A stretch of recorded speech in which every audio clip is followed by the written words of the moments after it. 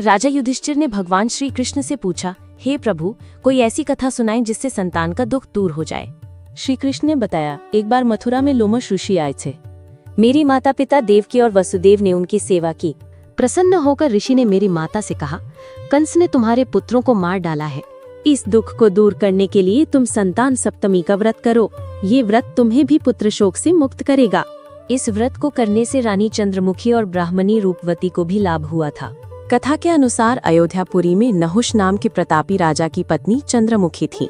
उनके राज्य में विष्णुदत्त नामक एक ब्राह्मण और उसकी पत्नी रूपवती रहती थी। दोनों सखियां थी।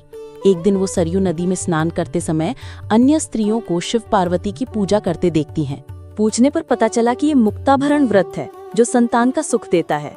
उस व्रत की बात सुनकर दोनों सखियों ने जीवन पर्यंत इस व्रत को करने का संकल्प लिया और शिवजी के नाम का डोरा बांध लिया। लेकिन घर आकर वे भूल गई। इस भूल के कारण अगले जन्म में रानी वानरी और ब्राह्मणी मुर्गी बनी।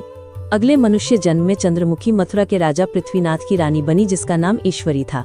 वहीं रूपवती ने एक ब्राह्मण के घर जन्म लिया जिसका नाम भूषणा था।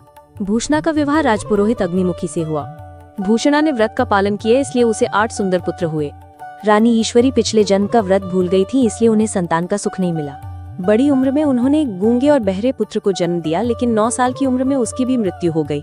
रानी ईश्वरी को भूषणा से ईर्ष्या हुई और उन्होंने उसके पुत्रों को जहर देकर मारने की कोशिश की, पानी में डुबोकर मारने की कोशिश की।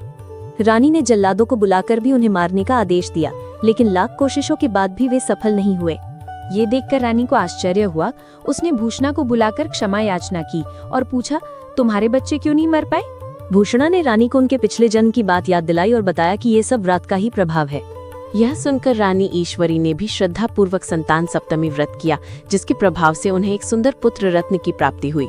तभी से संतान की प्राप्ति और उनकी रक्षा के लिए यह व्रत प्रचलित है।